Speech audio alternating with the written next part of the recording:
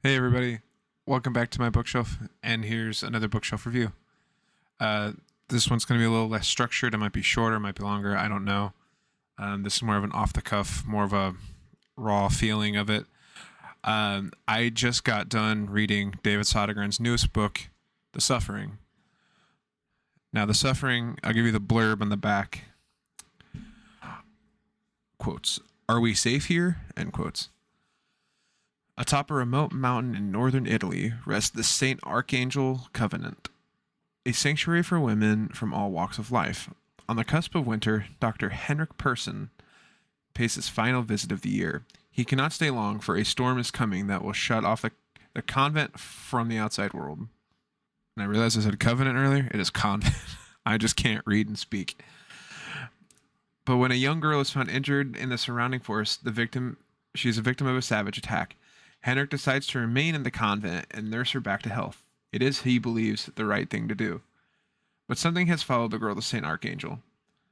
And once the snow begins to fall, the sinister presence will run rampant through the miserable corridors, bringing violent, bloody madness to all it touches. When all hope is lost, what remains is the suffering. It's a gripping tale of love, death, and total bodily destruction. The Suffering is a new nightmare escalating dread from David Sodergren, author of The Horror in Maggie's Grave. And yes, it is one part. It's like, I don't know if deplorable is the right word, but it is depraved. It's gross. It's gnarly. It's awesome. Like it definitely hits like Sodergren's big points. I know from what I've read in comments before, people feel like disconnected when they read like Rotten Tommy, because Rotten Tommy is a little out of his like realm. Like if you're used to like Maggie's Grave and the horror, and you read Rotten Tommy is a little more out here. The Suffering is definitely more back into that realm. There was a phase in I think the 70s and 80s or 60s and 70s of like the nunsploitation like facet of films and like horror movies. And this is that. This is that just condensed down, super cinematic. I heard people were cooking it through in a day. This book is 294 pages, and it is an absolute page turner. I found no issues with pacing. I thought it was really good. It just kept picking it up. What kept wanting to read, wanting to read. However, this book gets really graphic isn't the word, but like it has some really gross parts in it. Really like like really gag worthy things in it. It's really gross.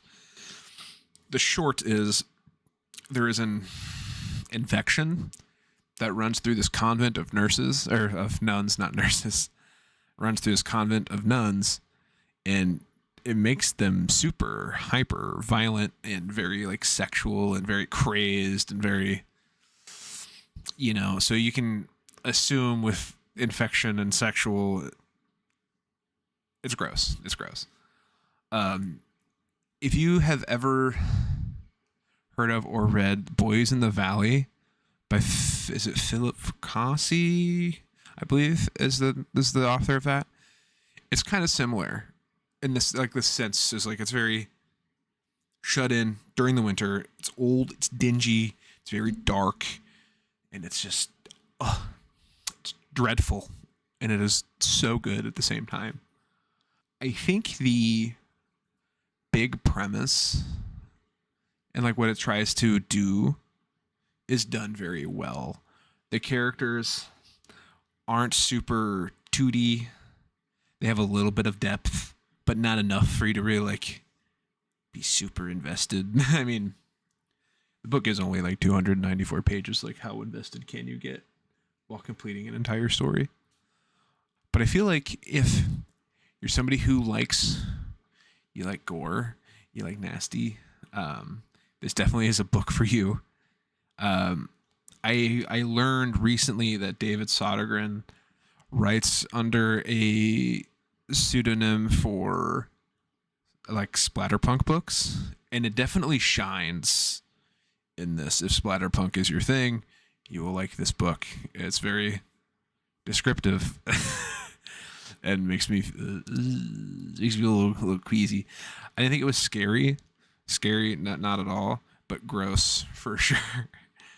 But it was good. It was good. It was good fun. It's casual. It was light. It definitely wasn't like trying to be something that it wasn't, and it knows what it is. It's just done well. I mean, Sodergren like is just one of the best to do it. Honestly, if you could stand it up to the horror, Maggie's Grave, what is it? The Forgotten Islands, Night Shoot. I mean, the list goes on and on and on. Now the Suffering, you just add the Suffering to it. I haven't read all of his work, but all of the work I have read, I have thoroughly enjoyed, including this. So I recommend it to you, dear viewer. Please go acquire it however you can. I don't think he probably sells in local bookstores, but if he does, great. Buy it on Amazon. Buy it on Kindle. I think it was cheap on Kindle. It was free on Kindle Unlimited. So there's that. Which is how I always read his book. Or how I always read books, I guess. Not just his books. But, yeah. I think if I had to rate it out of 5, like, as far as, like, what it is, I mean, I'd probably give it a 4. I'd give it a 4. 4 feels good. Because 3.5 feels too low. 3 feels way too low, but 4.5 feels too high. 4. We're gonna give it a 4. All right. Well, thank you, dear viewer. I know this is a short and sweet, but I kind of like this. It's more of just like a stream of consciousness. It's not as laid out. I don't know what I'm doing, man. There's like 5 of you that watch these things, but thank you all for watching anyway. I appreciate you, and until next time, peace.